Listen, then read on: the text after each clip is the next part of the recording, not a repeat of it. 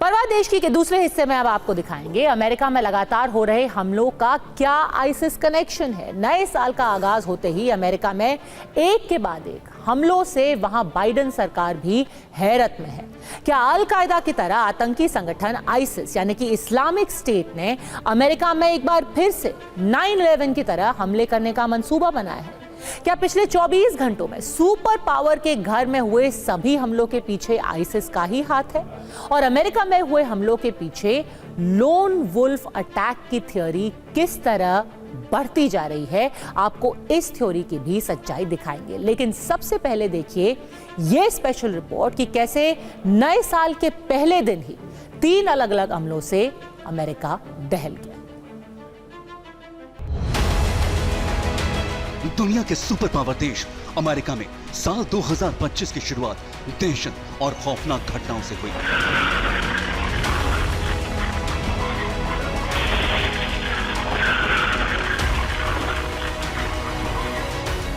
पूरी दुनिया जब नए साल के स्वागत में जश्न मना रही थी, तो अमेरिका में कुछ जगहों पर लोगों का जोश और जश्न उस समय चीखों में बदल गया, जब अमेरिका के न्यू ऑर्लिन्स और लास वेगस का इलाका दहशत से दहल गया।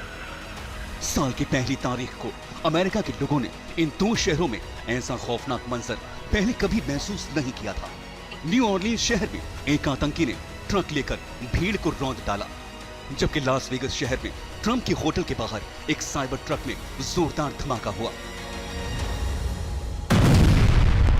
अब इन दोनों घटनाओं के आतंकी कनेक्शन खोजे जा रहे हैं, क्योंकि अमेरिका में न्यू ईयर पर इन खौफनाक घटनाओं ने कई सवाल खड़े कर दिए हैं। सवाल ये, राष्ट्रपति पद के लिए ट्रंप की शपथ से पहले अमेरिका को आखिर किसने दहलाया?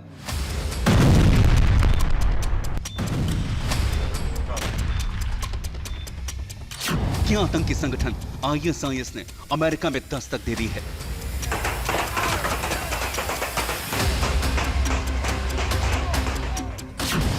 क्या आतंकी संगठन अमेरिका में 9/11 जैसे हमले को दोहराना चाहते हैं?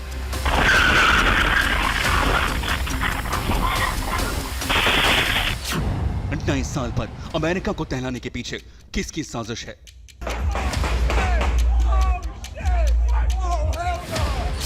क्या अमेरिका में terror group lone wolf attack की तर्ज पर हमले कर रहे हैं?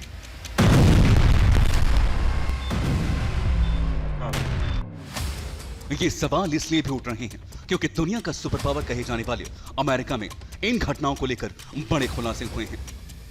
इन खुलासों में कुख्यात आतंकी संगठन आईएसआईएस से भी कनेक्शन जोड़े जा रहे हैं। उसके पीछे दावे भी हैं और सबूत भी।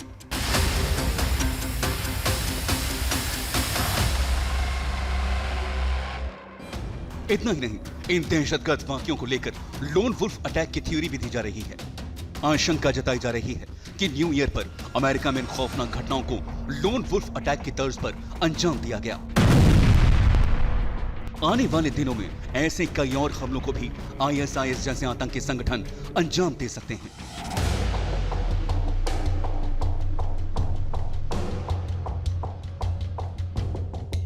सुपर पावर के घर में आईएसआईएस के दस्तक और कनेक्शन के दावों की पड़ताल हम आगे करेंगे। साथ ही अमेरिका में होने वाले हमलों को लेकर लोन वुल्फ अटैक की थ्योरी का सच भी आपको दिखाएंगे। लेकिन उससे पहले अमेरिका को हिला देने वाली इन दोनों घटनाओं की तस्वीरों को आपको एक बार फिर से अलग अलग पूरी स्क्रीन पर दिखाते हैं। आतंक मचा देने वाली ये तस्वीरें अमेरिका के न्यू ऑर्लिन्स की हैं, जहां लोग 1 जनवरी की रात को नए साल का जश्न मना रहे थे। लेकिन इसी बीच एक तेज रफ्तार मिनी ट्रक आया और उस भीड़ को और रौंदता चला गया।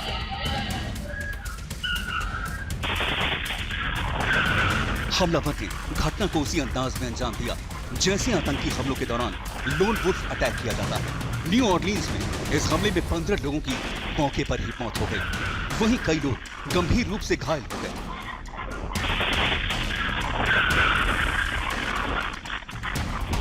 न्यू ऑर्लिन्स में चूंकि हमलावर के ट्रक से खूंखार आतंकी संगठन आईएसआईएस का झंडा मिला है, ऐसे में घटना के तार आईएसआईएस से जोड़कर देखे जा रहे हैं।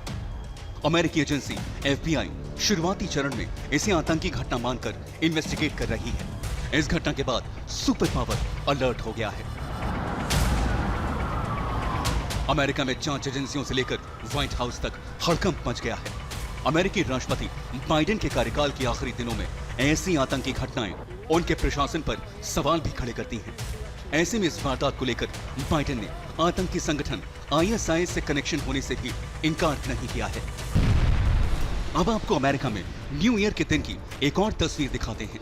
अमेरिका के लोगों को दहला देने वाली दूसरी घटना लास वेगस में हुई। इस धमाके में ज्यादा नुकसान तो नहीं हुआ, लेकिन चूंकि यह खबर 20 जनवरी को राष्ट्रपति पद की शपथ लेने जा रहे डोनाल्ड ट्रंप और उनके सबसे बड़े सहयोगी इलॉन मस्क से जुड़ी हुई है, ऐसे में दुनिया भर में इस घटना की चर्चा ज्यादा हो रही है। अमेरिका के नवनिर्वाचित राष्ट्रपति डोनाल्ड ट्रंप के लास वेगस में स्थित होटल के बाहर न्यू ईयर के दिन ही एक बड़ा धमाका हुआ। लास वेगस में ट्रंप टावर के एंट्री गेट पर एक टेस्ला का साइबर ट्रक खड़ा था। अचानक पहले धुआं उठता है और फिर ब्लास्ट होता है। विस्फोट के बाद छोटे छोटे टुकड़े पूरे इलाके में फैल जाते हैं। इस धमाके से आसपास अफरा तफरी मच जाती है। उसके बाद मौके पर जांच एजेंसियां पहुंचती हैं और जांच शुरू होती है। दावा है कि यह धमाका इलॉन मस्क की टेस्ला कंपनी के एक साइबर ट्रक में हुआ, जिसमें ड्राइवर की मौत हो गई। सवाल उठ रहे हैं, क्या लास वेगस में इस धमाके का कनेक्शन भी न्यू ऑरलियंस की घटना से है? क्या इस धमाके को भी उसी टेरर नेटवर्क ने अंजाम दिया जिसने न्यू ऑरलियंस में कई लोगों को ट्रक से रौंद डाला?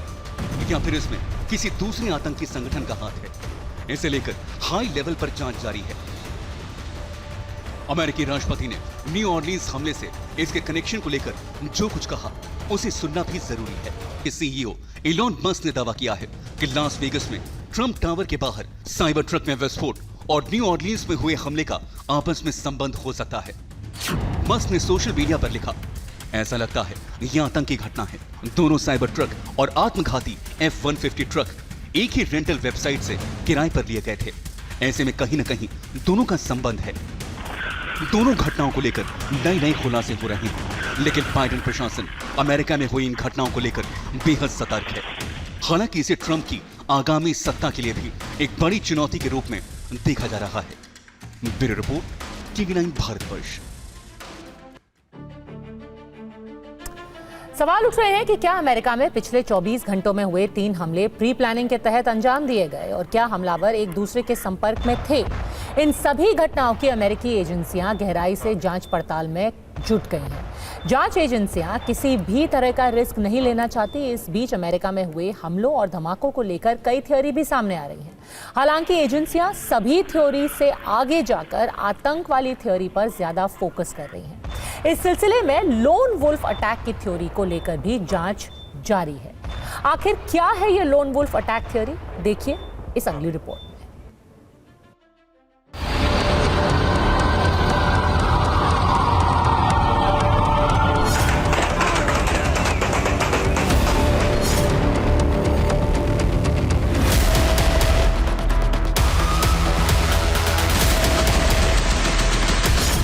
अमेरिका में दहशत फैलाने वाला शख्स आखिर कौन है? न्यू ईयर पार्टी में कत्लेआम मचाने वाला आतंकी ड्राइवर किस संगठन से जुड़ा है? अब आपको उसके बारे में भी बताते हैं। अमेरिकी पुलिस के मुताबिक ट्रक से भीड़ को रौंदने वाले शख्स का नाम शमसुद्दीन जब्बार है, जो 42 साल का था और टेक्सास में रहता था। सबसे ज्यादा हैरान करने वाली बात यह है कि शमसुद्दीन जब्बार साल 2020 तक अमेरिकी सेना में भी रह चुका है। साल 2007 से 2015 के बीच अफगानिस्तान में उसकी तैनाती भी की गई थी। शमसुद्दीन 2 शादियां कर चुका था, लेकिन दोनों ही बीवियों से उसका तलाक हो गया। लेकिन शमसुद्दीन की कहानी सिर्फ इतनी नहीं है। दावा है कि वो आतंकी संगठन आईसिस का फैन था और उसके आतंकियों के संपर्क में रहता था। अमेरिकी पुलिस के अनुसार जिस ट्रक में शमसुद्दीन ने न्यू ईयर की भीड़ को रौंदा, उस पर आईसिस का झंडा लगा हुआ था। जिस ट्रक का इस्तेमाल इस वारदात में किया गया, वो एक रेंटल व्हीकल ऐप से किराए पर लिया गया था। जिस ट्रक से वो आया था, उसमें आईडी के अलावा हथियार भी मिले हैं। इसीलिए दावा है कि शमसुद्दीन जब्बार आतंकी संगठन आईसिस से प्रेरित था। लोन वुल्फ अटैक करने से पहले भी उसने आईसिस के कुछ ऐसे वीडियो देखे जिससे उसके अंदर नफरत बढ़ी। हमले से पहले उसने कुछ वीडियो भी रिकॉर्ड किए।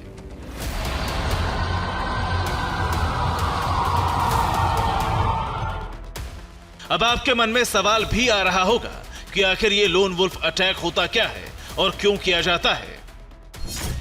लोन वुल्फ अटैक को समझने के लिए हम आपको एक वीडियो दिखाते हैं जो फ्रांस के शहर नीस का है, जहां जुलाई 2016 में एक हमला हुआ था। तब इस्लामिक स्टेट के आतंकी ने एक ट्रक से लोगों की भीड़ को बहुत बेरहमी से कुचल दिया था। इस हमले में 86 लोगों की मौत हो गई थी। ये एक लोन वुल्फ अटैक था जिसे आतंकी संगठन आईसिस का नरसंहार करने का सबसे कारगर तरीका माना जाता है।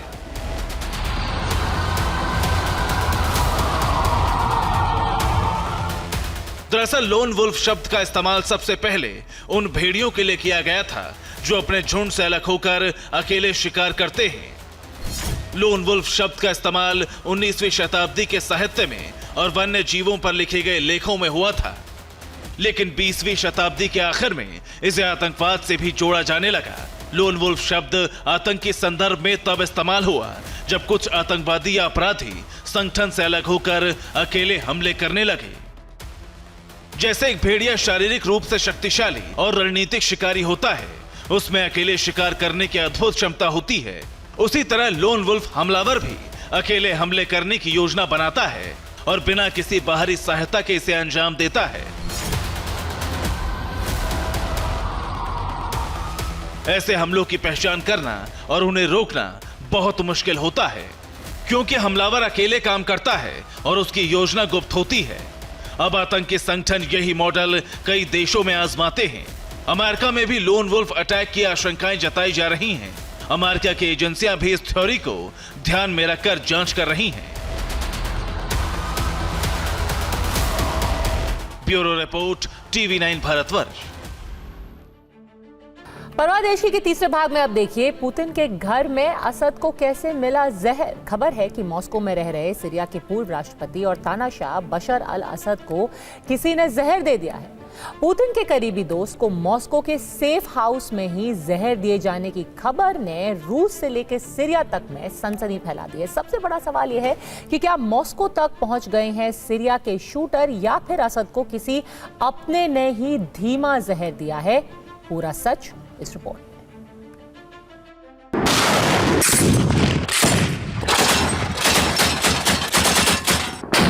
अल्लाहू अकबर।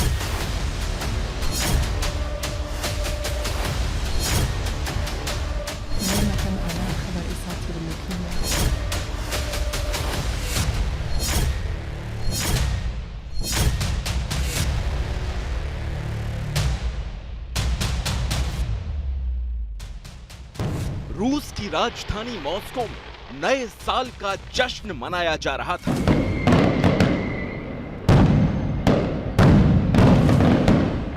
और मॉस्को के सेफ हाउस में पुतिन के खास दोस्त का दम घुट रहा था। सीरिया के पूर्व राष्ट्रपति और तानाशाह बशर अल असद जोर जोर से खांस रहे थे।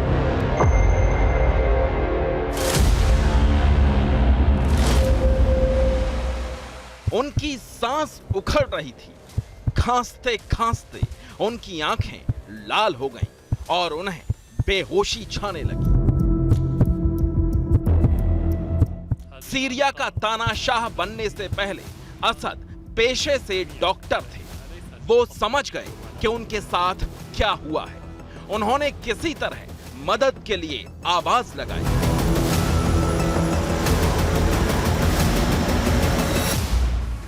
डॉक्टर को बुलाया गया। इसके बाद असद को ऑक्सीजन सपोर्ट दी गई। असद का इलाज शुरू हुआ तो उनकी जांच रिपोर्ट में कुछ ऐसा पता चला जिसने रूस से लेकर सीरिया तक सनसनी फैला दी।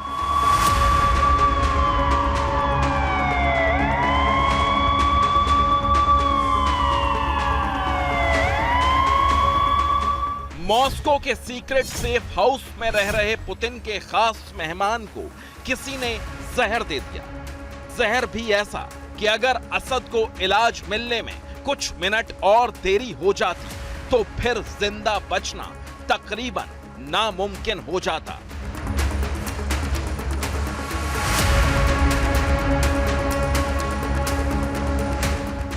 ब्रिटिश टैबलॉइड द सन की रिपोर्ट के मुताबिक एक पूर्व रूसी जासूस ने असद की हत्या की कोशिश के बारे में सनसनीखेज दावा किया है। सीरिया के निर्वासित राष्ट्रपति असद को मॉस्को में मारने की कोशिश हुई। असद की जान का दुश्मन रूस के सेफ हाउस तक में पहुंच गया और उसने रूस में रह रहे बशर अल असद को जहर देकर मारने की कोशिश की। हालांकि इस जानलेवा कोशिश के बाद भी बशर अल असद की जान बच गई।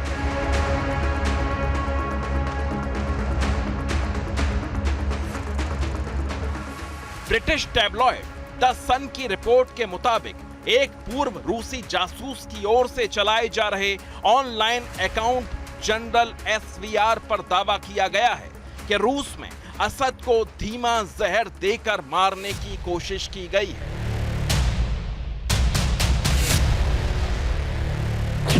कोई बीते कुछ दिनों से असद के खाने में हर रोज जहर मिला रहा है, जिसके बाद बीते रविवार को असद की तबीयत अचानक बुरी तरह बिगड़ गई। असद के शरीर पर धीमे जहर का बुरा असर हुआ है, इसलिए असद अभी खतरे से पूरी तरह बाहर नहीं है।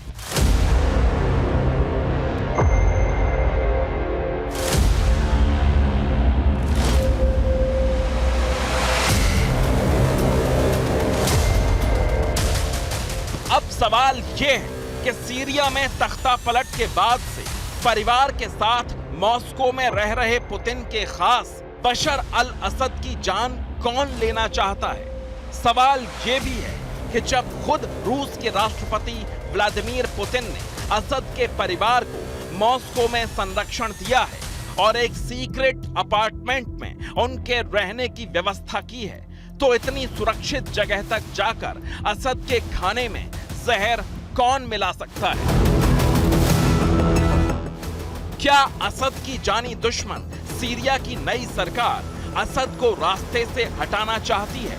क्या असद का अंत करने के लिए सीरिया के शूटर मॉस्को तक पहुंच गए हैं, या असद का कोई बेहद करीबी ही उन्हें धीमा जहर देकर खत्म करने की कोशिश कर रहा है? शक की सुई बशर अल असद को जहर किसने दिया, इसका खुलासा फिलहाल नहीं हो सका है, लेकिन शक की सबसे बड़ी सुई बशर अल असद की पत्नी अस्मा पर जाकर टिक गई है, क्योंकि अभी कुछ दिन पहले ही खबर आई थी कि अस्मा बशर से तलाक लेकर ब्रिटेन लौटना चाहती हैं, लेकिन बशर अल असद के साथ रूस के संरक्षण में रहने की वजह से वो लंदन वापस नहीं लौट पा रही हैं।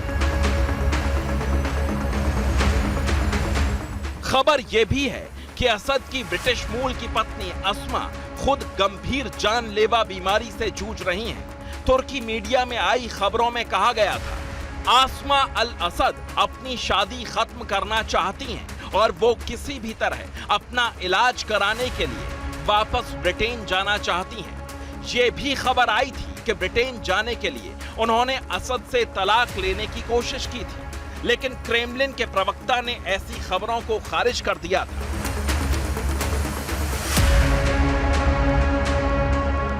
अब माना जा रहा है कि असद को जहर देने और पत्नी के साथ वैवाहिक तनाव के बीच कोई कनेक्शन हो सकता है, लेकिन असद को धीमा जहर दिए जाने के पीछे कुछ और भी थ्योरी सामने आ रही हैं।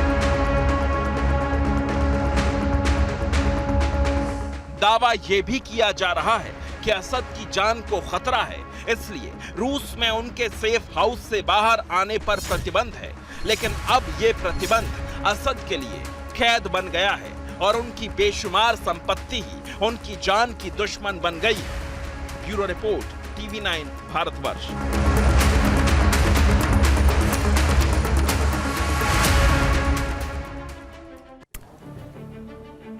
बशर अल असद जब सीरिया के राष्ट्रपति थे तब उनके पास बेहिसाब संपत्ति थी, लेकिन रूस में भी असद की दौलत कम नहीं है। रूस में असद के 20 से ज्यादा लग्जरी अपार्टमेंट हैं। कई रिपोर्ट ये भी बताती है कि सीरिया से भागने से पहले उन्होंने कई टन कैश रूस में पहुंचा दिया था। ऐसे में सवाल ये है कि क्या रूस में असद का यही खजाना उनकी जान का दुश्मन बन गया है?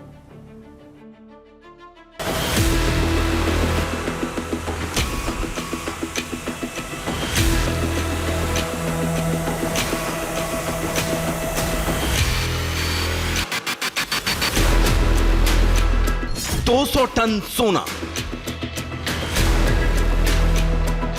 16 अरब डॉलर कैश, 5 अरब यूरो, मॉस्को में 20 आलीशान अपार्टमेंट, रोल्स रॉयस और फैंटम जैसी लग्जरी कारों का काफिला और दुनिया की हर मुमकिन लग्जरी।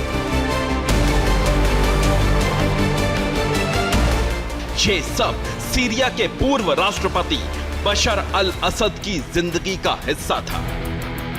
सीरिया के राष्ट्रपति बशर अल असद जान बचाकर रूस भाग गए, लेकिन उनकी करोड़ों अरबों की रकम कहां गई, ये सवाल सभी के मन में कौंध रहा है। एक रिपोर्ट है कि बशर अल असद ने करीब 2000 करोड़ रुपए के बराबर कैश रूस भेजा था। उस वक्त असद की सरकार विदेशी मुद्रा की भारी कमी से जूझ रही थी, लेकिन उन्होंने करीब 2 टन वजन के $100 के नोटों को मॉस्को के बुक्रोवो हवाई अड्डे पर भेजा था।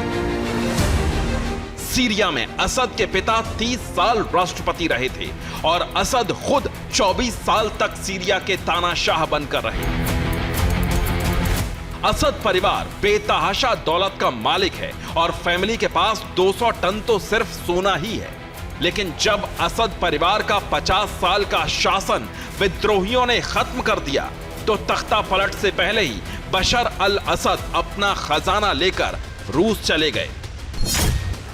बशर अल असद फिलहाल अपनी पत्नी अस्मा, बेटी जैन और बेटों हाफिज और करीम के साथ रूस में हैं। इजरायली वेबसाइट वाइनेट की रिपोर्ट का दावा है कि असद परिवार की रूस में करीब 2 अरब डॉलर की संपत्ति है।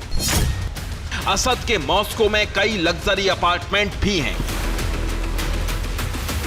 असद का परिवार सीरिया में चमक दमक वाली जिंदगी जीता था। रूस में भी असद की बेहिसाब संपत्ति है, लेकिन इस संपत्ति का राज सिर्फ असद और रूस में उनके कुछ खास लोग ही जानते हैं। ऐसे में सवाल है कि क्या किसी ने इसी बेशुमार संपत्ति के लिए धीमा जहर देकर असद की जान लेने की कोशिश की है? बशर अल असद परिवार की संपत्ति पर कई अनुमान लगाए जाते हैं। सऊदी अखबार इलाव ने ब्रिटिश खुफिया सेवा MI6 के हवाले से दावा किया कि असद परिवार के पास 200 टन सोना, 16 अरब डॉलर और 5 अरब यूरो कैश है। असद के परिवार के पास मॉस्को में कम से कम 20 अपार्टमेंट हैं, जिनकी कीमत 400 करोड़ डॉलर है। ये सभी अपार्टमेंट पॉश इलाकों में हैं। एक रिपोर्ट के मुताबिक असद और उनकी पत्नी की 2 अरब डॉलर की संपत्ति मॉस्को के अलग अलग बैंक खातों, फर्जी कंपनियों और रियल एस्टेट में लगी होने का अनुमान है। अब कयास लगाए जा रहे हैं कि यही संपत्ति असद की जान की दुश्मन बन गई है। Bureau report, TV9 Bharatvarsh.